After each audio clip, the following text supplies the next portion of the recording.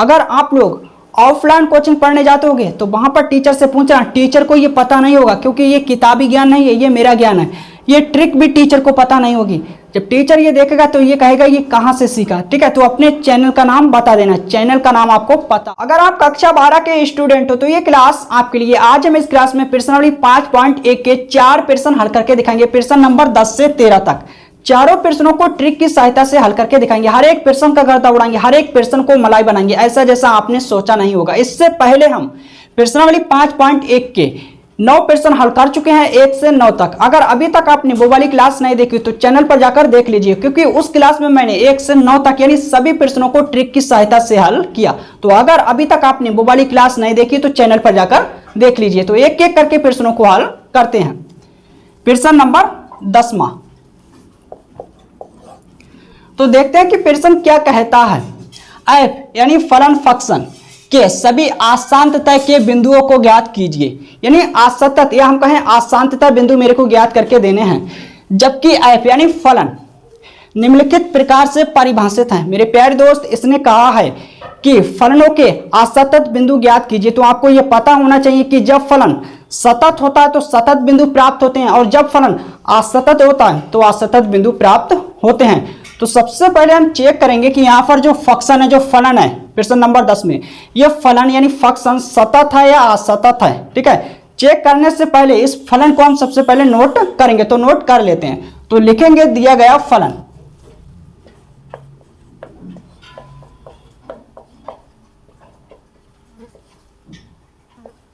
दिया गया फलन, ओके। तो इसको नोट करेंगे।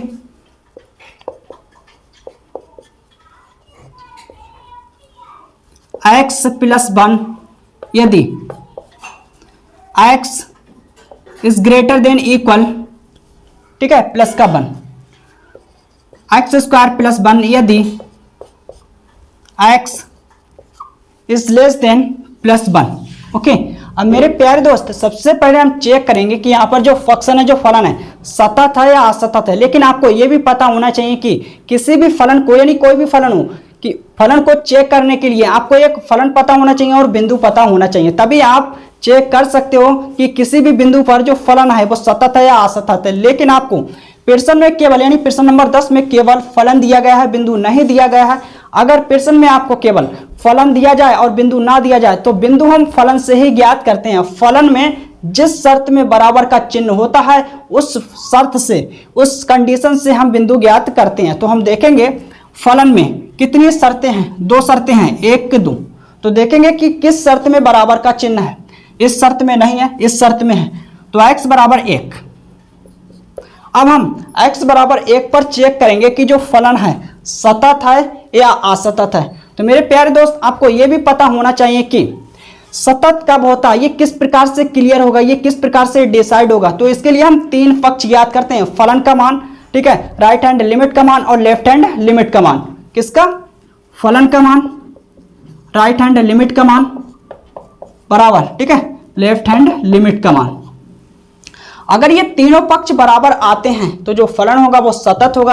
अगर एक भी पक्ष, ठीक है, बराबर नहीं आता है, मान लेते हैं 2 पक्ष बराबर है, तीसरा पक्ष बराबर नहीं है, तो फलन असतत होता है।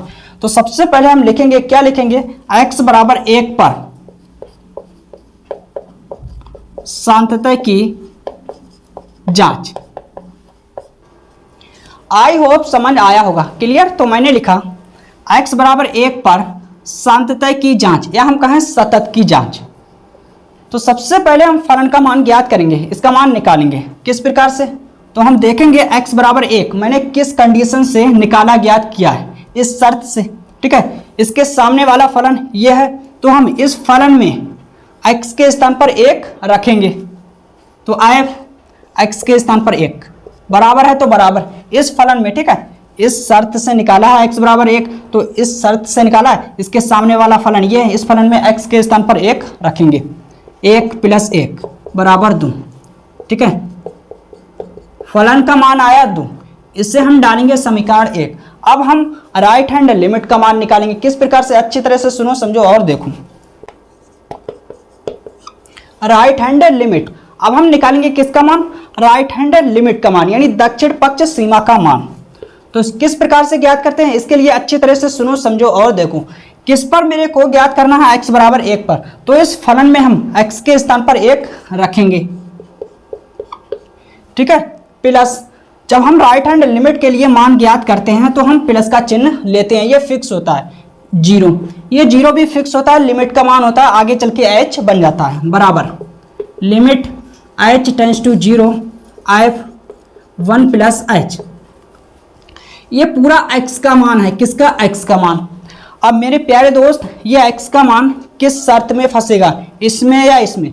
तो इसके लिए मैं आपको ट्रिक बताता हूँ। ट्रिक क्या है, इधर जो नंबर होगा उसको मैं इधर लिखूंगा, 1 है तो 1।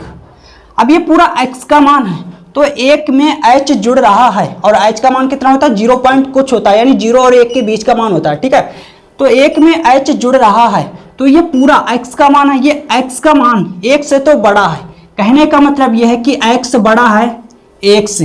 तो इस मान से ये शर्त को मैंने बनाया है, इस मान से इस शर्त को बनाया, तो ये शर्त यानी x का मान किस शर्त में फंसेगा, यानी x बड़ा है 1 छोटा है, तो x बड़ा है, ठीक है, इसमें नहीं फंसेगा, x छोटा है इसमें, ठीक है, नहीं फंसेगा। ये मान, ये शर्त इसमें फंसेगी, ये शर्त इस शर्त में फंसेगी, ओके। यानी x बड़ा है 1 छोटा है, क्लियर। इस शर्त के सामने फलन ये है, तो इस फलन में हम x के स्थान पर ये x का मान रखेंगे 1 plus h, okay. Limit h tends to 0, x के स्थान पर इसे रखेंगे, x के स्थान पर 1 प्लस h। ये x का मान मैंने रखा, प्लस है तो प्लस, 1 है तो 1, ओके, कोई दिक्कत नहीं, ओके, क्लियर, ओके। हटाता हूं इसे, समझ में आया, क्लियर। अब हम लिमिट का मान रखेंगे, यानी h का मान रखेंगे, तो लिमिट अपने आप ऑटोमेटिक हट जाएगी। तो यहां पर 0 प्लस, ठीक है, 1। तो मेरे प्यारे दोस्त, राइट हैंड लिमिट का मान मेरा कितना आया, ठीक है, नोट करेंगे, 1 1 2। इसे हम डालेंगे समीकरण 2। अब समीकरण 1 2 से स्पष्ट होता है कि दोनों पक्ष बराबर हैं, फलन का मान 2, राइट हैंड लिमिट का मान 2। तो इन दोनों पक्षों से स्पष्ट होता है कि तीसरा पक्ष भी हम ज्ञात करेंगे। अगर ये दोनों पक्ष बराबर नहीं होते तो हम तीसरा पक्ष ज्ञात नहीं करते, लेकिन ये दोनों पक्ष बराबर हैं, तो तीसरा पक्ष भी मेरे को ज्ञात करना होगा। लेफ्ट हैंड लिमिट का मान तो ज्ञात करेंगे, किस पर, x बराबर 1 पर। तो इस फलन में हम x के स्थान पर 1 लिखेंगे। जब हम लेफ्ट हैंड लिमिट के लिए चेक करते हैं तो हम माइनस का चिन्ह लेते हैं, ये फिक्स होता है 0। Limit h tends to 0 f1 minus h, ये 0 आगे चल के h बन जाता है, ये लिमिट का मान होता है, ठीक है। तो मेरे प्यारे दोस्त, ये पूरा x का मान है, ये x का मान किस शर्त में फंसेगा, इसमें या इसमें। तो इसके लिए मैंने आपको ट्रिक बताई, फिर से मैं रिपीट करता हूं। जो इधर नंबर होता है इसे मैं लिखता हूं इधर। अब 1 में h घट रहा है, और h का मान 0 पॉइंट कुछ होता है, यानी 0 और 1 के बीच का मान होता है h का, ठीक है। तो ये मान x का 1 से तो छोटा है, यानी 1 बड़ा है x छोटा है। तो मेरे प्यारे दोस्त, इस मान से मैंने इस कंडीशन को बनाया है, ठीक है। ये शर्त, ये कंडीशन किस कंडीशन में, यानी शर्त में फंसेगी, यानी 1 बड़ा है x छोटा है, 1 बड़ा है x छोटा है, तो ये शर्त इस शर्त में फंसेगी। इसके सामने वाला फलन ये है, इस फलन में हम x के स्थान पर x का मान रखेंगे 1 माइनस h। तो रखते हैं, लिमिट h टेंड्स टू 0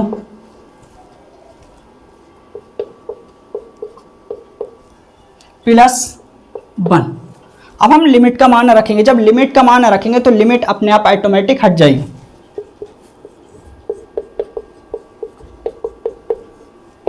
ठीक है, तो 1 की पावर 2 प्लस 1,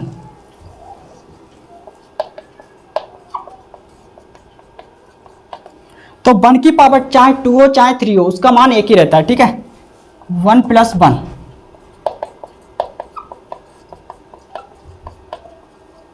तो मेरे प्यारे दोस्त 2 आया है, इसे हम डालेंगे समीकरण 3। समीकरण 1 2 व 3 से स्पष्ट होता है कि तीनों पक्ष बराबर हैं, तो हम लिखेंगे समीकरण 1 2 व 3 से, ओके। फलन का मान, राइट हैंड लिमिट का मान, ठीक है, और लेफ्ट हैंड लिमिट का मान कितना है, प्लस का 2। तो इसका मतलब यह है, इन कंडीशनों से स्पष्ट होता है, समीकरण 1, 2 व 3 से स्पष्ट होता है कि जो फलन है x बराबर 1 पर सतत है। तो लिखेंगे अतः x बराबर 1 पर फलन f(x) सतत है। यही मेरा फाइनल आंसर है मेरे प्यारे दोस्त। जब ये फलन x बराबर 1 पर सतत है तो हम असतत बिंदु ज्ञात नहीं कर सकते हैं, ठीक है। जब फलन सतत होता है तो सतत बिंदु प्राप्त होता है, ठीक है। असतत होता तो असतत बिंदु प्राप्त होता है। अब यहाँ पर x बराबर 1 पर फलन सतत है तो x बराबर 1 फलन का सतत बिंदु है। ओके, आई होप समझ आया होगा। तो आप लोग इसे नोट करिए। इसके बाद हम 11वें प्रश्न को, ठीक है, हल करेंगे, यानी 11वें प्रश्न का गर्दा उड़ाएंगे।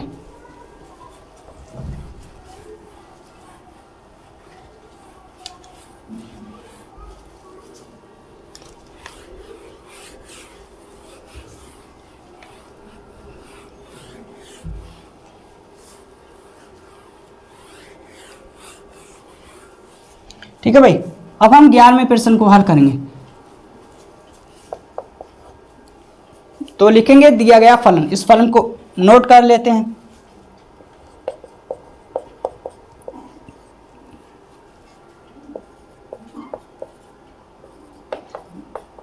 यदि x is less than equal to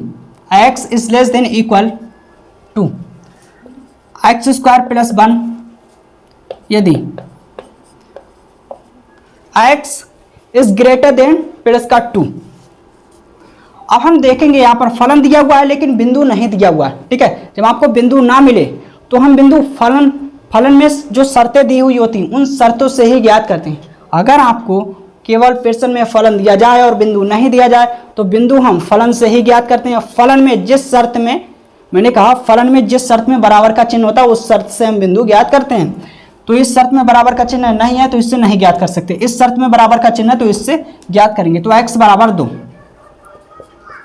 अब x बराबर 2 पर मेरे को चेक करके देना है कि जो फलन है वो सतत है या असतत है। तो चेक करते हैं, लिखेंगे x बराबर 2 पर सान्ततय, या हम कहें सतत की जांच, सान्ततय की जांच, ठीक है। अब यहां पर हम जांच करेंगे तो यह फलन सतत होगा या असतत होगा, ये किस प्रकार से क्लियर होगा। तो इसके लिए हम 3 पक्ष ज्ञात करते हैं, फलन का मान, राइट हैंड लिमिट का मान, लेफ्ट हैंड लिमिट का मान। तो सबसे पहले फलन का मान ज्ञात करेंगे, ठीक है। अब फलन का मान हम किस प्रकार से ज्ञात करते हैं तो अच्छी तरह से सुनो, समझो और देखो। ये मान x बराबर 2 मैंने किस शर्त से निकाला है, ज्ञात किया है, इस शर्त से।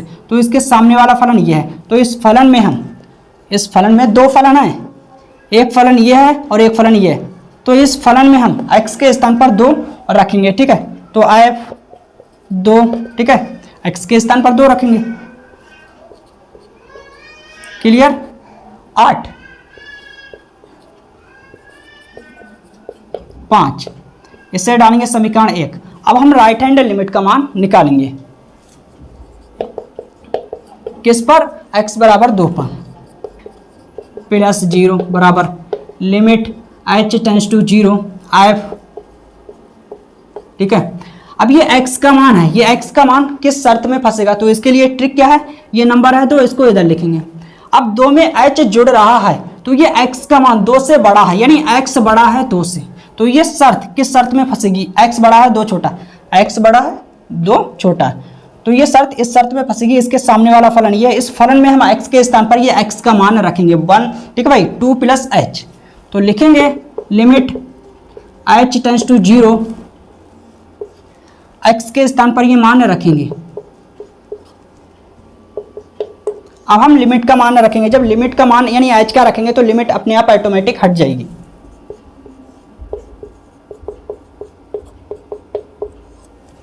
Clear, okay. यहां पर 2 है और यहां पर 2 है। अब हम क्या करेंगे मेरे प्यारे दोस्त, 2 की पावर 2।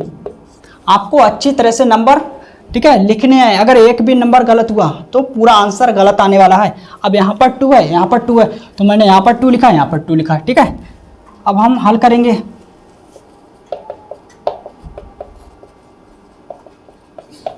दो दूनी 4 और 1 5, इसे डालेंगे समीकरण 2।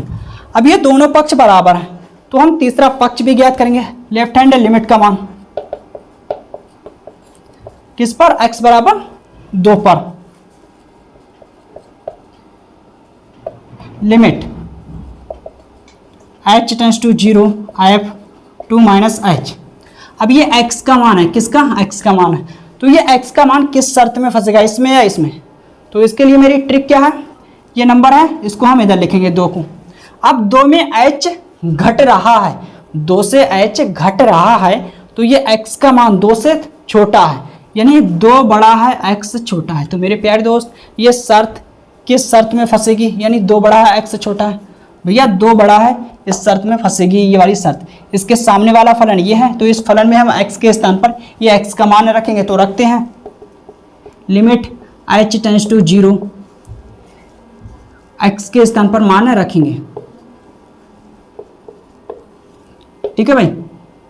अब हम लिमिट का मान रखेंगे h का, तो लिमिट अपने आप ऑटोमेटिक हट जाएगी। तो यहाँ पर 2 की पावर 3 माइनस 3, 8 माइनस 3, ठीक है। तो मेरा कितना आएगा 5। तो कितना आया मेरा मान लेफ्ट हैंड लिमिट का, f 2 माइनस 0 बराबर, ठीक है 5। इसे हम डालेंगे समीकरण 3। अब हम लिखेंगे समीकरण 1, 2 व 3 से स्पष्ट होता है कि तीनों पक्ष बराबर हैं, तो जो फलन है x बराबर 2 पर, ठीक है, सतत है। मैं लिख देता हूं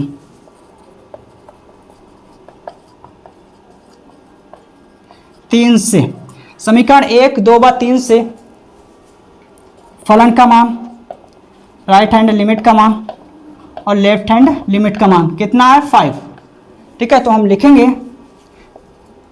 अतः x बराबर 2 पर दिया गया फलन f(x) सतत है। तो मेरे प्यारे दोस्त जब फलन सतत है तो x बराबर 2, ठीक है, फलन का सतत बिंदु है। जब फलन सतत है तो ये बिंदु सतत बिंदु है, तो इससे स्पष्ट होता है कि हम असतत बिंदु ज्ञात नहीं कर सकते हैं। ओके, यही मेरा फाइनल आंसर है। इसके बाद हम 12वें प्रश्न को हल करेंगे। सबसे पहले आप लोग इसे नोट करिए।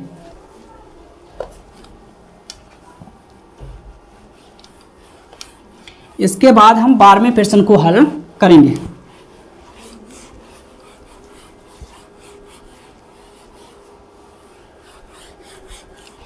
ठीक है भाई, प्रश्न नंबर 12वां। सबसे पहले इस फलन को हम नोट कर लेते हैं, तो लिखेंगे दिया गया फलन। ओके, 12वां प्रश्न,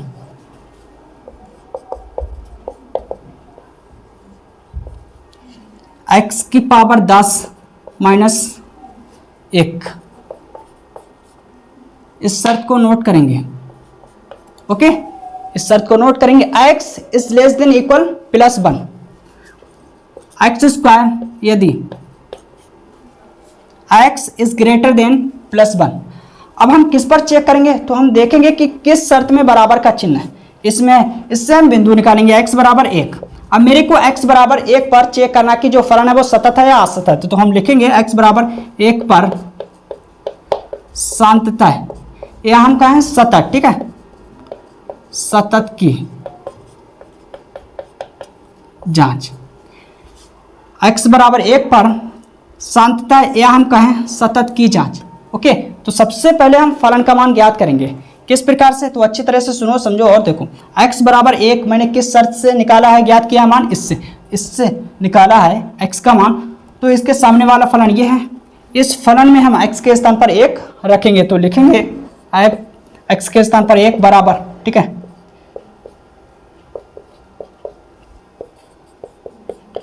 अब भैया 1 की घात चाहे 1000 हो चाहे 2000 हो, उसका मान 1 ही रहता है, ठीक है। तो लिखेंगे 1 माइनस 1 बराबर 0।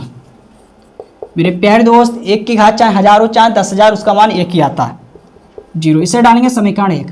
इसके बाद हम राइट हैंड लिमिट का मान निकालेंगे, ठीक है, ज्ञात करेंगे। किस पर, x बराबर 1 पर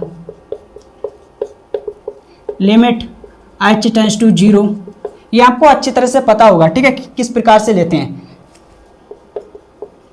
ये पूरा x का मान है। अब ये x का मान किस शर्त में फंसेगा, तो इसके लिए ट्रिक क्या है, इधर 1 है तो 1 लिखेंगे। अब 1 में h जुड़ रहा है, ठीक है, तो ये x का मान 1 से तो बड़ा, यानी x बड़ा है 1 से, तो ये शर्त किस शर्त में फंसेगी? ठीक है, x बड़ा है 1 छोटा है, ये शर्त इस शर्त में फंसेगी। इसके सामने वाला फलन ये, इस फलन में हम x का मान रखेंगे 1 + h, तो रखते हैं। ओके, अब हम इसमें रखेंगे मान,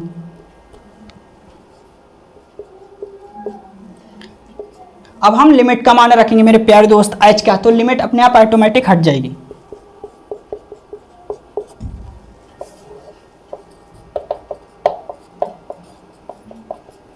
x बराबर 1 पर। ओके, तो मेरा कितना आएगा? 1 की घात 2 यानी 1 आएगा।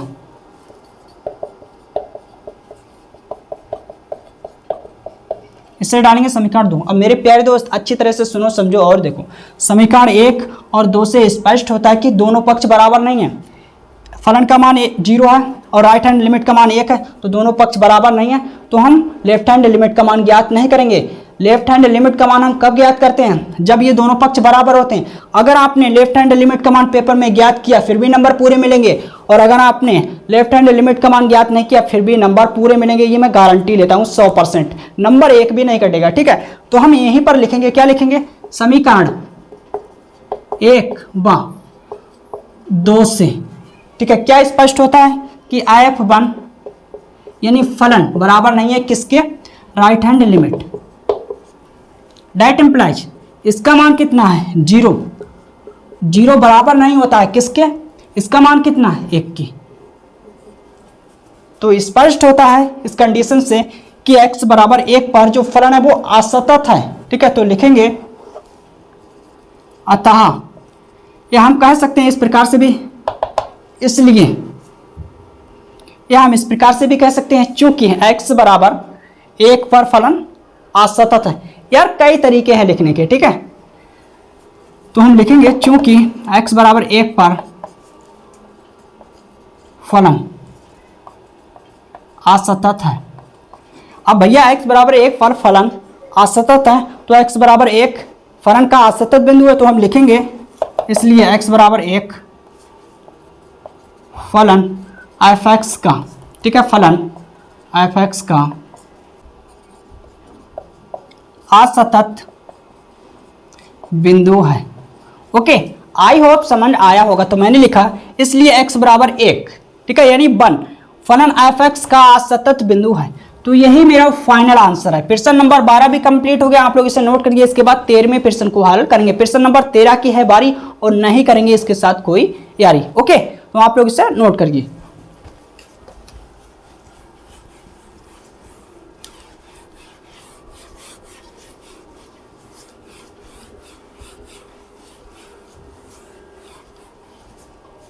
प्रश्न नंबर 13। ओके, तो हम देखेंगे कि प्रश्न 13 क्या कह रहा है। क्या फलन f(x) द्वारा परिभाषित यानी डिफाइंड फंक्शन यानी फलन एक संतत या हम कहें सतत फलन है। मेरे प्यारे दोस्त, मेरे को ये चेक करके देना है कि जो फलन है वो सतत है या नहीं है। तो सबसे पहले इस फलन को नोट करेंगे, उसके बाद ही चेक करेंगे। ओके, दिया गया फलन, अच्छी तरह से सुनो समझो और देखो। x + 5 x - 5। ओके, यदि कंडीशन क्या है मेरी, x > +1 x > 1, तो मैंने कंडीशनों को लिख लिया। मेरे प्यारे दोस्त, प्रश्न में फलन दिया गया है लेकिन बिंदु नहीं दिया गया। अगर आपको फलन दिया जाए प्रश्न में और बिंदु ना दिया जाए तो बिंदु हम फलन से ही ज्ञात करते हैं। किस प्रकार से? फलन में जिस शर्त में बराबर का चिन्ह होता है उस शर्त से हम बिंदु ज्ञात करते हैं। तो इस शर्त में बराबर का चिन्ह है लेकिन इसमें नहीं है, तो इससे ज्ञात करेंगे x बराबर 1।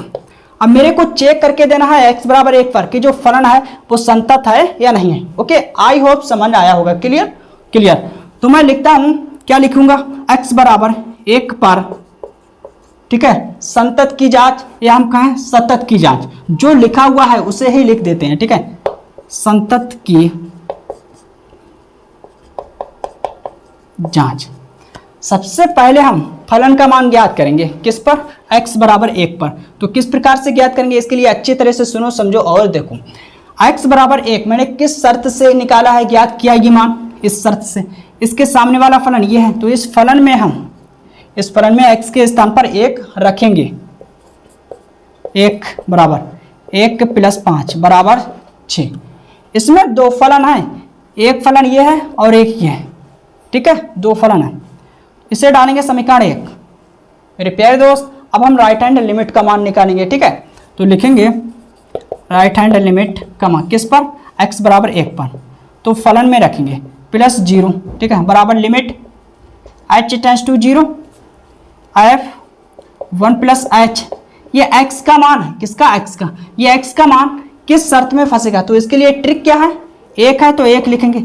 अब 1 में h जुड़ रहा है तो ये x का मान 1 से तो बड़ा है, तो लिखेंगे भैया, ठीक है, 1 इज लेस देन, मैंने कहा 1 इज लेस देन x, यानी x is greater then 1। x बड़ा है 1 से, 1 छोटा है x से। तो ये शर्त, इस मान से शर्त बनाइए, ये शर्त किस शर्त में फंसेगी, यानी x बड़ा है, x बड़ा 1 छोटा, इसमें फंसेगी, ठीक है, ये शर्त इसमें फंसेगी। तो इसके सामने वाला फलन ये है, इस फलन में हम x का मान रखेंगे 1 + h। तो रखते हैं, ओके।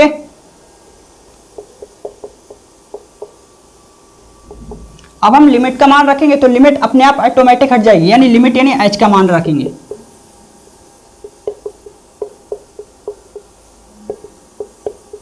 तो कितना आएगा, -4 आएगा मेरा, ठीक है। f 1 + 0। आई होप समझ आया होगा, क्लियर। तो मेरे प्यारे दोस्त इसे हम डालेंगे समीकरण 2। क्या डालेंगे, समीकरण 2। समीकरण 1 व 2 से स्पष्ट होता है कि ये दोनों पक्ष बराबर नहीं है, तो हम लिखेंगे, क्या लिखेंगे, समीकरण 1 व 2 से, समीकरण 1 व 2 से f1 इज नॉट इक्वल, यानी बराबर नहीं है फलन का मान, ठीक है, राइट हैंड लिमिट के। दैट इम्प्लाइज इसका मान कितना है, 6 बराबर नहीं है किसके, -4 के। तो मेरे प्यारे दोस्त यही मेरा फाइनल आंसर है। लेकिन इससे पहले आपको ये सीख लेना है कि जब ये दोनों पक्ष असमान होते हैं, बराबर नहीं होते, तो तीसरा पक्ष हम लेफ्ट हैंड लिमिट का मान नहीं ज्ञात करते। मैंने कहा जब ये दोनों पक्ष असमान होते हैं यानी बराबर नहीं होते हैं, तो हम तीसरा पक्ष ज्ञात नहीं करते हैं, लेफ्ट हैंड लिमिट का मान। अगर आप ज्ञात करते हो फिर भी नंबर पूरे मिलेंगे, और नहीं करते हो, अगर आपने यहाँ तक छोड़ दिया, लिख दिया, फिर भी नंबर पूरे मिलेंगे, एक भी नंबर नहीं कटेगा, ये मेरी गारंटी है, ठीक है। तो मैंने लिख दिया भाई कि फलन का मान बराबर नहीं है राइट हैंड लिमिट के, ठीक है। तो मैंने लेफ्ट हैंड लिमिट को नहीं निकाला, यानी चेक नहीं किया। क्यों नहीं, क्योंकि यहाँ पर ये दोनों पक्ष असमान है, ठीक है, बराबर नहीं है। तो यहाँ पर जो फलन है वो क्या है, x बराबर 1 पर असतत है, ठीक है, असंतत है, संतत नहीं है। तो हम लिखेंगे अतः x बराबर 1 पर, ठीक है, x बराबर 1 पर संतत नहीं है, ओके। Hence proved. मेरे को यही चेक करके देना था, तो प्रश्न नंबर 13 भी कंप्लीट हो गया। अगर आप लोग ऑफलाइन कोचिंग पढ़ने जाते होगे तो वहां पर टीचर से पूछना, टीचर को ये पता नहीं होगा, क्योंकि ये किताबी ज्ञान नहीं है, ये मेरा ज्ञान है। ये ट्रिक भी टीचर को पता नहीं होगी। जब टीचर ये देखेगा तो ये कहेगा ये कहाँ से सीखा, ठीक है। तो अपने चैनल का नाम बता देना, चैनल का नाम आपको पता है। अगर आप नए व्यूअर्स हो तो चैनल को सब्सक्राइब कर लीजिए, इसमें आपका ही फायदा है। जब भी मैं वीडियो डालूंगा तो यूट्यूब के द्वारा सबसे पहले नोटिफिकेशन आपकी मोबाइल में ही आएगा। तो मिलते हैं अगली क्लास में, और अगली क्लास में अगले प्रश्नों का उड़ाएंगे गर्दा।